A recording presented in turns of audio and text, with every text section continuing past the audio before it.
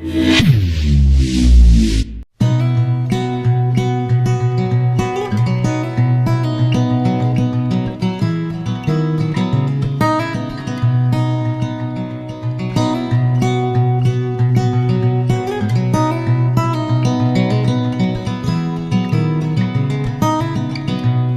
name is Paul Hellyer, and I am a former Minister of National Defence for Canada.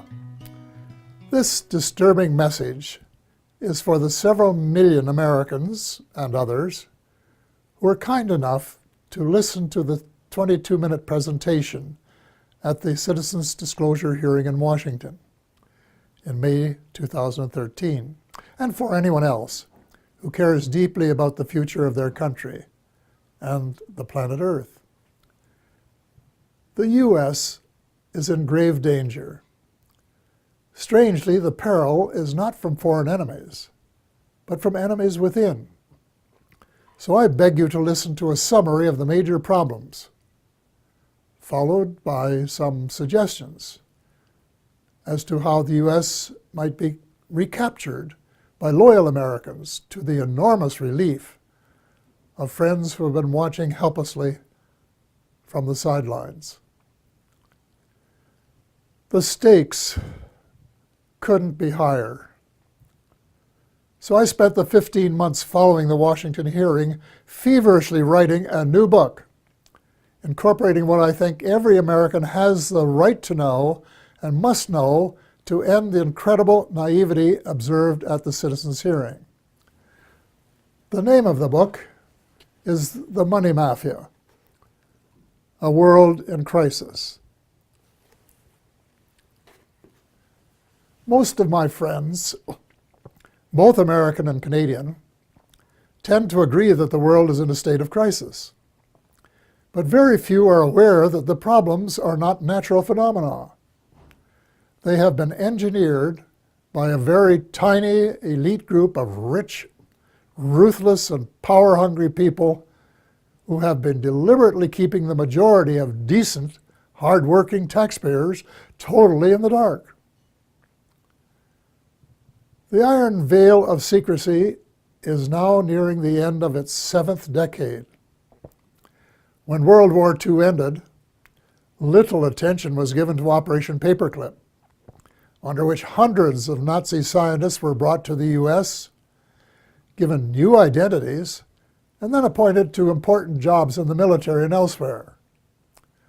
Some of them would have been aware of UFOs and the ET presence from their experience in working with them in the 1930s. The American military began to take the subject more seriously after retrieving one of the vehicles that crashed near Roswell, New Mexico, on July 4th, 1947, and decided to back-engineer its technology, which was light years more advanced than anything that we had known. On Tuesday, July the 8th, 1947, at 11 a.m. Mountain Time, Roswell Airfield Commanding Officer Colonel William Blanchard announced in a press release the recovery of a flying disc. That was the truth. Later that same day, at approximately 4:30 p.m. Central Time, Brigadier General Roger Ramey, commander of the 8th Air Force and Blanchard's supervising officer, presented to the press an alternative story. He claimed the Army had recovered a Rowan target device suspended by a neoprene balloon. That was a lie. In fact, it was the cornerstone lie of what was to become a cult of lying and disinformation that is still United States policy today, 68 years later. In my brief address to the Citizens Disclosure hearing, I said that the United States and much of the Western world is ultimately controlled by an unelected, unaccountable cabal. Its apex is the banking and financial cartel, followed by the oil cartel, the CEOs of the largest and most powerful transnational corporations, major intelligence agencies, including the CIA, the FBI, and the NSA, and a major slice of the U.S. military. Their collective power and influence is incalculable, and it is their plan for the U.S. and the rest of us that is so alarming. Their plan is an empire greater in size and power than any empire before it. They call this the New World Order, which, ironically, is the same name Hitler used for the smaller empire he imagined. One sure thing, the New World Order will end all pretense of government of, by, and for the people. It will be a dictatorship of, by, and for a small minority of the rich and privileged elite. Much of its power lies in the privately owned banking system. Why monarchs and politicians allowed a private cartel to become the monopoly supplier of new money, we will never know. But this power is almost absolute and can determine the fate of nations and their people. A system where nearly all money is created as debt, and debt that has to be repaid with interest, but where no one creates any money with which to pay the interest, is a dead end that leaves debtors with no alternative but to borrow the money to pay the interest and go deeper and deeper into debt. It's so wildly absurd that a grade 10 student would only need a few minutes to recognize it as one giant Ponzi scheme. Banks can invest $5 million and leverage it to create $100 million in loans that have to be repaid with interest. In effect, they skim 95% off the top of every loan. That is the reason I call them the money mafia. Monetary reform is the most urgent of all essential reforms, and my book contains a specific formula that the brave Occupy Wall Street protesters could have used to advantage when asked, "But what do you suggest?" What they lacked was the answer to that question. If about 99% of the population don't understand a deception that has been responsible for the Great Depression of the 1930s, the terrible recessions of 1981-82, 1991, and the Great Recession of the 21st century, it's not too difficult to understand why there are so many skeptics about UFOs and their occupants, even though several species have been visiting planet Earth for thousands of years. The crashes near Roswell, New Mexico, that I referred to earlier, were, in a sense, watershed events.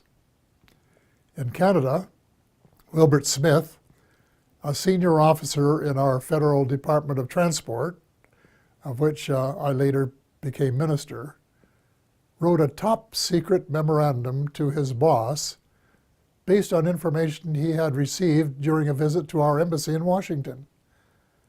The memo, dated November 21st, 1950, read in part as follows. A. The matter is the most highly classified subject in the United States, rating higher even than the H-bomb. B. Flying saucers exist. C. Their modus operandi is unknown, but concentrated effort is being made by a small group headed by Dr. Vannevar Bush. D. The entire matter is considered by the United States authorities to be of tremendous significance. A control group of 12 senior civilian scientists and military officers was established by President Truman. They were known as the Majestic 12, or MJ-12, which issued a memorandum that included how to respond to UFO sightings by saying that they were natural phenomena, such as plasma or swamp gas, or that the observer might have been imbibing too much Jack Daniels bourbon. Nothing could be further from the truth. Under the Eisenhower administration, much of the physical engineering was transferred to underground facilities in Nevada and Arizona. Meanwhile, much of the control was transferred to civilian agencies in order to create plausible deniability as to its existence. When President Eisenhower wanted to take a look at the restricted areas, he was denied access. It was only when he threatened to send in the First Army that it was agreed that he could send 3 confidants to look at the secret areas 51 and S4. They reported that the Roswell vehicle was indeed being back-engineered by United States forces. President Eisenhower was so distressed by the situation that he included in his farewell address to the nation that his fellow Americans should beware of the military-industrial complex, which, according to one witness, was his way of saying that the ET file had fallen into the wrong hands. Indeed it had.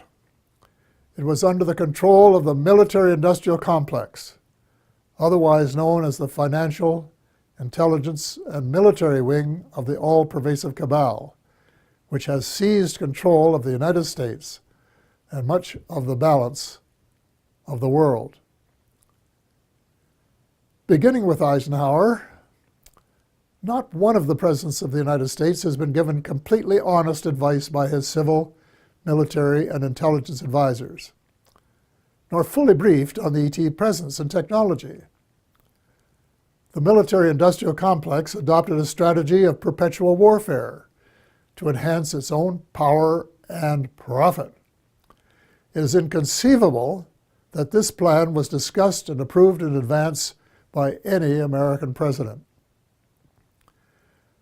Wernher von Braun, the German rocket scientist who came to the U.S. at the end of World War II, told my friend Dr. Carol Rosen, who worked with him, that they, the military-industrial complex, in order to maintain perpetual war, had to have an enemy.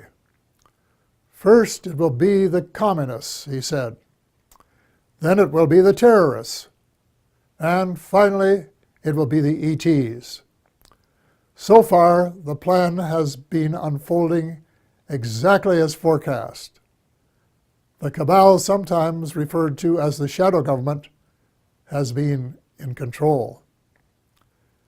When Sarah McClendon, veteran White House reporter, asked President Bill Clinton why he didn't do something about UFO disclosure, Clinton replied, and I quote, "Sarah, there's a government inside the government, and I don't control it." End of quote. Imagine the President of the United States and Commander-in-Chief of the Armed Forces isn't cleared to know what his troops are doing. Well, with the end of the Cold War, the Pentagon wrote a new defense plan, popularly known as a project for the new American century. It was very far-reaching and involved conquest of much of the world by financial or military means, whichever was easiest. The document, which very few people were aware of, admitted that it was so far-reaching that it might be too much for Americans to swallow in the absence of some catastrophic and catalyzing event like a new Pearl Harbor. Well, Lady Luck appeared to be on their side in the form of September the 11th, 2001. Amateur foreign pilots trained in the U.S. allegedly hijacked planes and flew them into the sides of the World Trade Towers 1 and 2, and then into the Pentagon. Later in the day, the buildings collapsed. President Bush declared war on the terrorists and invoked the provisions in the North Atlantic Treaty, under which an attack on any one country is considered to be an attack on all. The reaction was unprecedented since the outbreak of World War II and the later attack on Pearl Harbor. The English-speaking world in particular was incensed, and a high percentage of Americans were prepared to nuke the perpetrators. Defense Secretary Donald Rumsfeld soon announced that, quote, that means war against Iraq, end of quote, even though there was absolutely no evidence of Iraqi complicity, none whatsoever. Although most Muslims had been sympathetic to the U.S. in the immediate aftermath of 9/11, as soon as the bombs started dropping on Baghdad, moderate Muslims by the thousand were so outraged and overcome by hate that they opted for a terrorist response. From that day on, it would be difficult to find a terrorist who did not have "Made in the USA" etched on his or her soul. Now, more than a decade later, the situation becomes even darker as the truth about 9/11 begins to emerge from the burial ground of a controlled press. We find that high officials in the George W. Bush administration knew of the attack weeks in advance and made no effort to prevent it. On the contrary, the evidence points to complicity when we find that not just 2, nor 3 buildings collapsed, nor 4, nor 5, nor 6, but 7. Some, if not all, had been rigged for controlled demolition. But that isn't all. A new weapon of mass destruction was used that reduced the concrete and steel to dust before it reached the ground.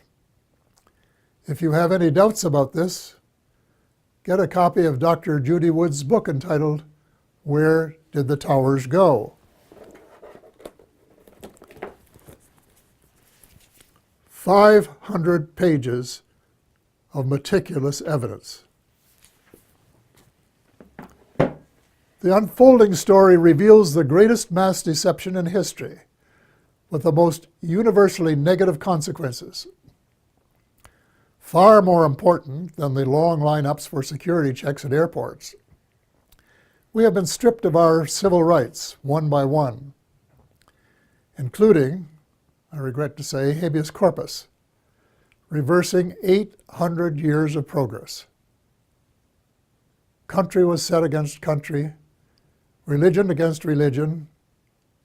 Words like peace and negotiated settlement, which had been possibilities before 9/11, were lost in the jungle of lies. The cabal, also known as the military-industrial complex, was not interested in a just settlement. It wanted perpetual war, and that was what its heinous deception achieved. It also robbed the once great United States of America of its last vestige of moral leadership. Worse, by invoking NATO, it transformed a defense alliance into a US-led task force. And by recruiting former countries from the Soviet Union, an obvious provocation to Russia, it has managed to create rumblings of a new Cold War. The danger lies in the fact that the New World Order is not limited to old boundaries and concepts of empire, and we seem hell-bent toward a third world war. Horrible beyond human imagination. It must not be allowed to happen. Almost every president since Eisenhower has been under the control of the cabal, and President Obama, regrettably, has been no exception. Before he was sworn in as a new president, I saw a picture of his economic advisors, and I said, uh-oh, the same old gang who permitted the Bush recession. Nothing will change. Then when the president persuaded innocent allies to join in a second unwinnable war in Iraq, and a senior U.S. military commander confirmed that it would take several years to win, it was obvious that President Obama was playing the military-industrial alliance game. and that it would be the only winner. Extreme Islam is an ideology, and it can't be killed by smart bombs. Most ISIS recruits begin as young idealists who are repelled by the way the world is being run and are looking for a better way.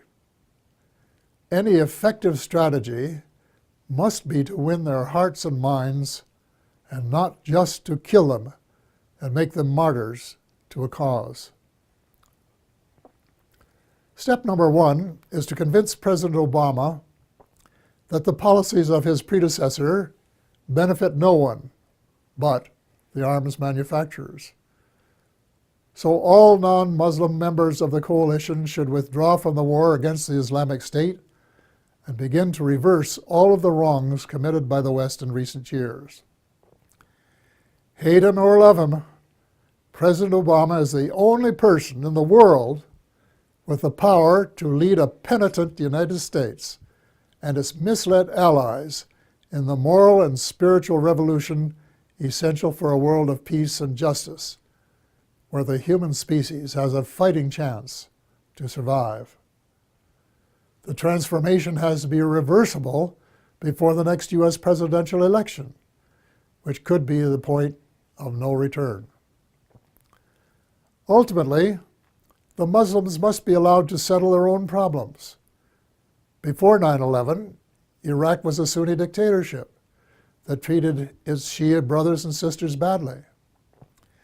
The U.S. deposed Saddam Hussein and established a new Shia majority that treated its Sunni minority unfairly. The seeds of further conflict were born.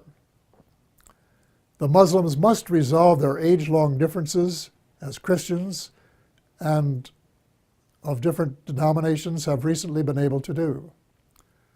Perhaps the United Nations might be invited by the Muslims to convene a meeting of both temporal and religious leaders in search of a better way of settling grievances and differences. Meanwhile, it's time that all the Abrahamic religions, Christianity, Judaism, and Islam, kissed and made up.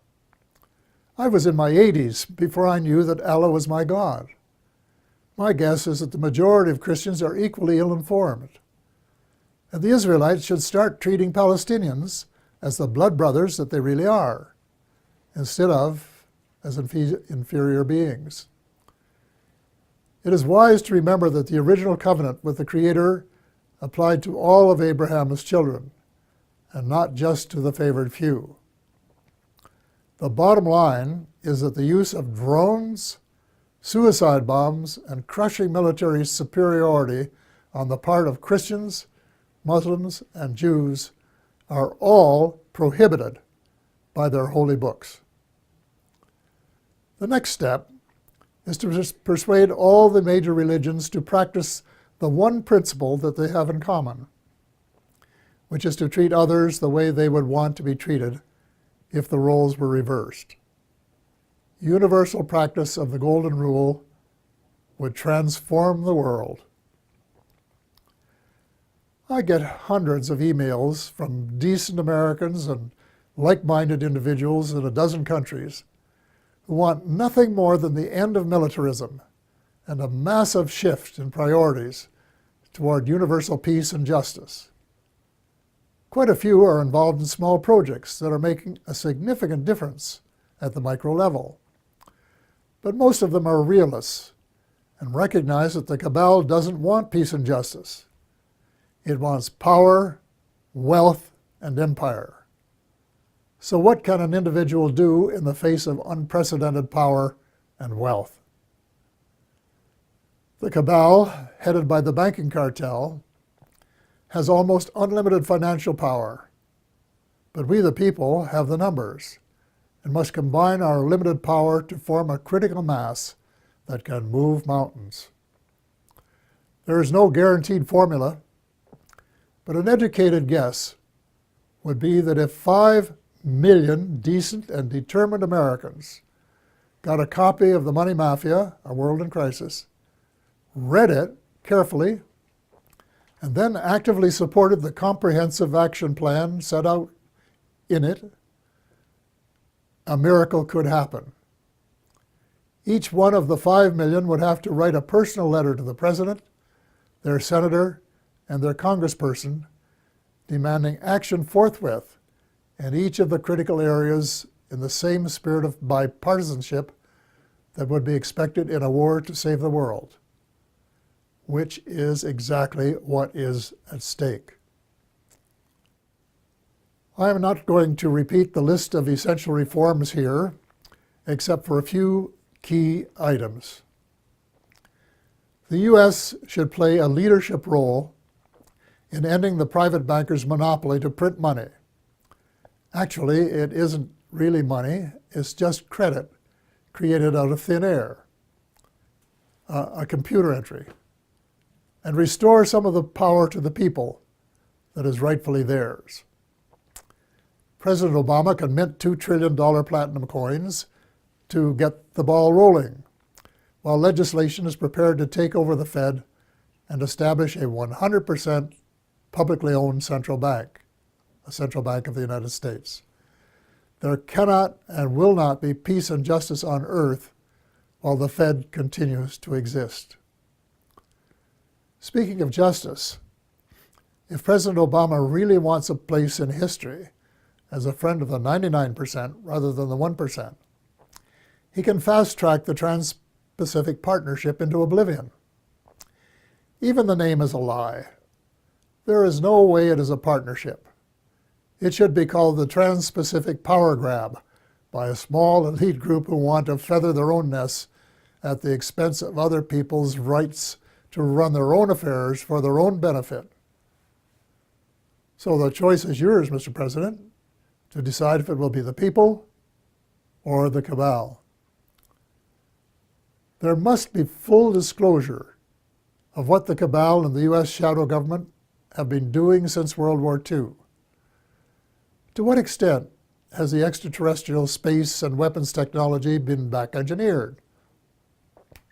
And is it true, as the late Ben Rich, former CEO of Lockheed's Skunk Works, said, and I quote, "We, the U.S., now have the technology to take ET home," end of quote. The extent to which there has been collaboration between the cabal and the ETs. What species? What motives? Were there agreements signed? And if so, were the terms of the treaty or treaties lived up to? To hear the truth emerge after so many years of continual lies and darkness will require either that the National Security Act of 1947 be rescinded or suspended, with a general amnesty so that decent Americans can tell the truth without fear of retribution. A kind of truth and reconciliation process will be required. Then there are the positive benefits that must be pursued. The President must issue an order that would release the secret patents on exotic energy and make them available to the world. The secret technology, in combination with a flexible financial system, will make it possible to convert from an oil economy to a clean economy in 7 years. It will provide billions of new jobs worldwide and help close the ever-widening gap between the haves and the have-nots. Simultaneously, a project should be started to restore our oceans before the food chain has been permanently broken.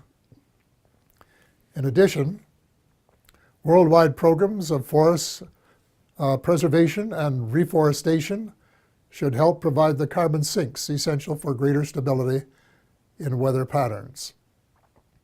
Speaking of changing weather patterns, full disclosure should give us a better idea of how much weather patterns have been altered by government tinkering. Due to restraints of time, space, and expertise, my book makes no mention of either chemtrails or the high-frequency active auroral research program known as HAARP. But from what I have heard and read from credible informants, I would say that they are Satan's illegitimate Siamese twins of death and destruction. If so, they should be terminated at once and relegated to the netherworld from which they came. And before the people of the world become aware and launch a $10 or $20 trillion class action suit against the United States Air Force, its contractors, associates, and suppliers. A visit to the battlefields of World Wars I and II in November of last year affected me profoundly. The slogans were everywhere. Never again. We had seen the horror of man's inhumanity to man, which was sordid beyond belief. Yet as I reflected on the real world of today, I thought that the millions who gave their lives had died in vain. Even before the Second World War was over, a group of greedy, self-centered men were plotting the next round, and they have been working assiduously at their plan. The same symptoms of mass unemployment, poverty, and seeking military advantage have been replicated. But the next time, we would start off with weapons of mass destruction just in their infancy then. The next time, it is not just supremacy that is at stake, although there are some who think so. It is the survival of the human species that is at stake. God will not be mocked. We have been given the choice of making our planet uninhabitable, as we have been told some other species have done. Or we can move in the opposite direction of peace, love, justice, and cooperation for the betterment of all, rich and poor alike. We have been given a few months, not years, to change course before it is too late. The choice is ours. We are the ones who are destined to write our own history.